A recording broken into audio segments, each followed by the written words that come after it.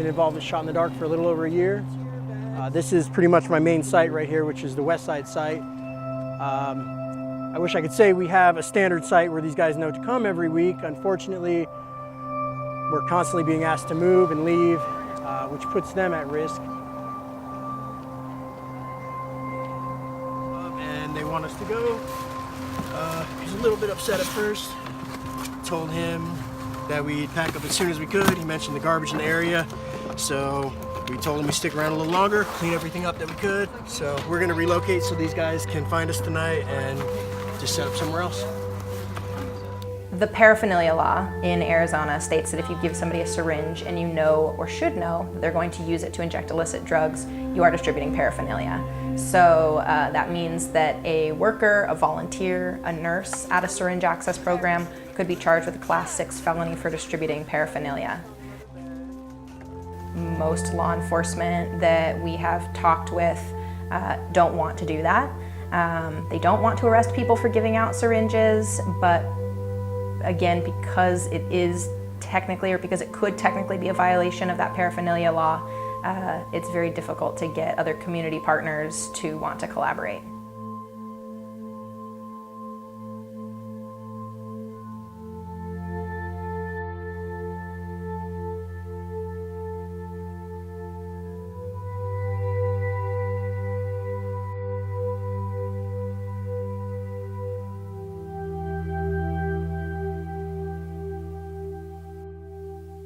So we have a ton of evidence actually that syringe access programs are one of the most effective interventions to stop the transmission of HIV. However, these programs have also been shown to provide all of these other ancillary resources to the participants and to communities. So there are programs like the one that we run at the Southern Arizona AIDS Foundation where we are certainly distributing clean needles, collecting used needles and disposing them properly. But we're also providing health education. We're providing resources for referrals to treatment if folks are feeling ready, like they want to go to treatment or take steps towards that, and other types of peer support. So depending on the program, I think there's a large spectrum of services that can be provided. Everything from at the root of the program being, distributing clean syringes so folks can reduce their risk of acquiring HIV and Hep C, to a whole gamut of wraparound services that includes treatment options.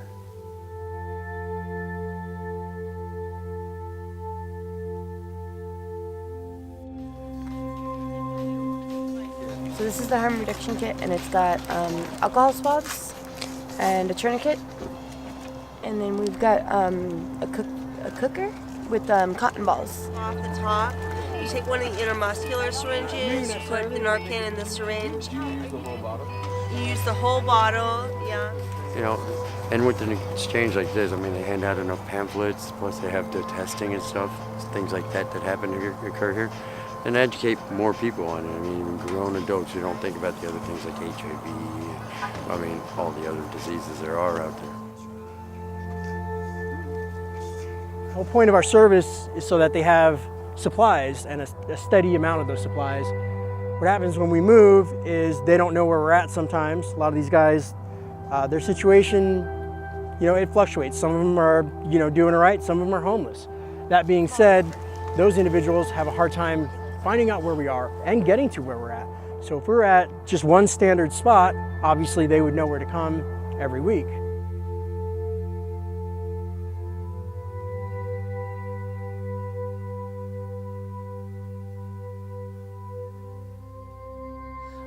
I think that working closely with the Pima County Health Department was a big plus, right? So you have this governmental agency that is charged with the health of the residents in our county, also running a similar program and had been doing so for 13 years before we even did it.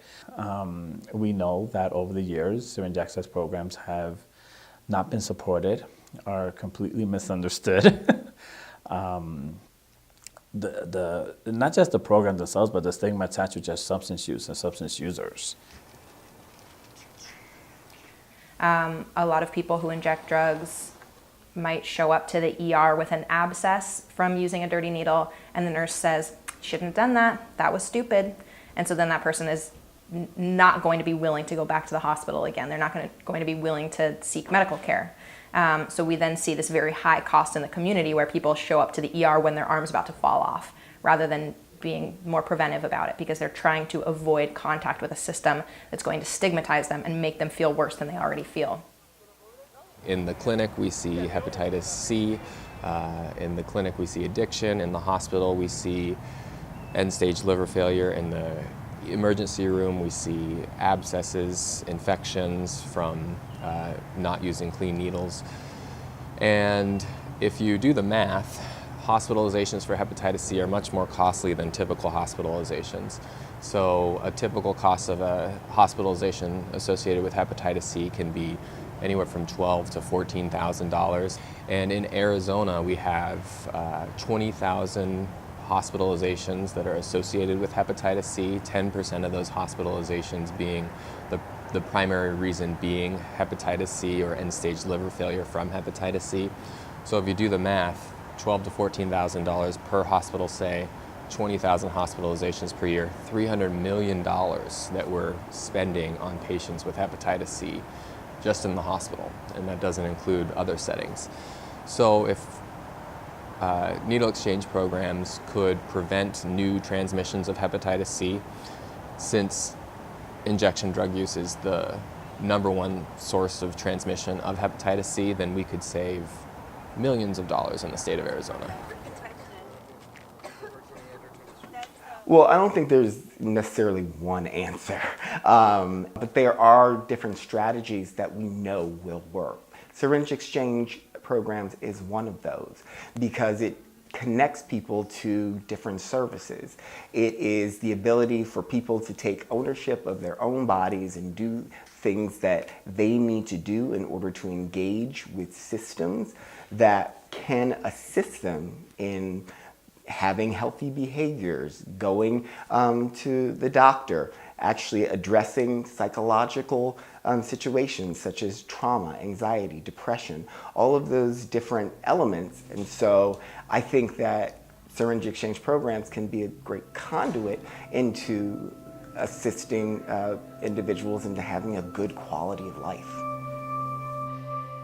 If we pretend like nobody ever relapses, then when they die, it's just a fluke. Or when somebody contracts HIV or hepatitis, it's just what they needed to get sober, you know?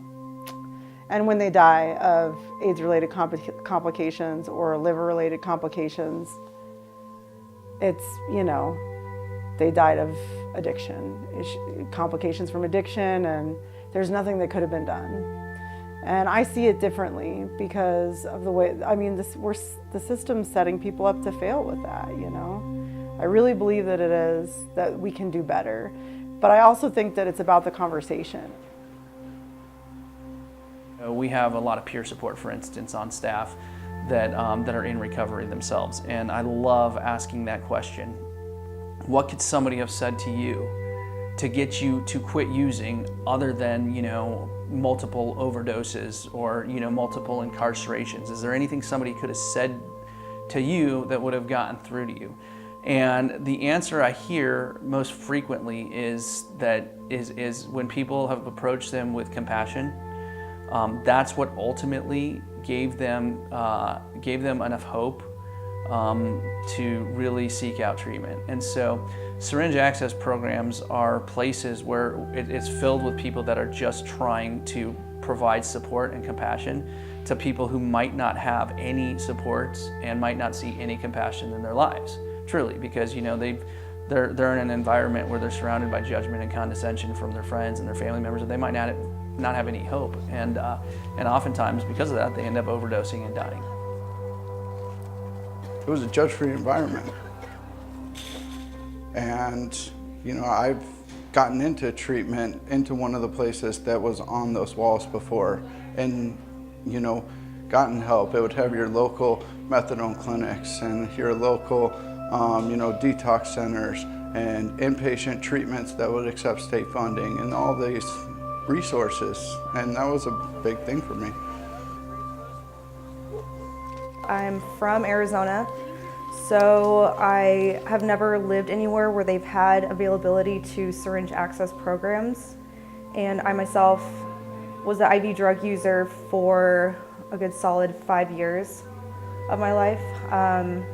During that process, I got hepatitis C. And if you're familiar with addiction and you have the need to get well, the ability to care about like your health goes down significantly. What I didn't realize until I started volunteering is how impactful it was on the people that we were helping when they found out that we too had been previous IV drug users and weren't anymore, and could speak to them on like how we had treated abscesses, how how we had dealt with overdoses in our families and friends, how it felt to bring somebody back with Narcan or have a friend revive. It created a bond and a trust that the questions started to turn more to like, oh, you're really sober, you don't do this anymore, and that opened a lot of conversations for how. And the beautiful thing about syringe access programs is that it really prioritizes people who inject drugs and their viewpoints and their experiences. A lot of the information that is shared through syringe access programs to participants, that information actually comes from the participants. So it really is this,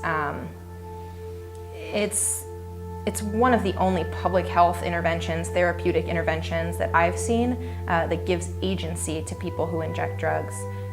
Many syringe access programs are run by people who are actively using drugs or who formerly used drugs.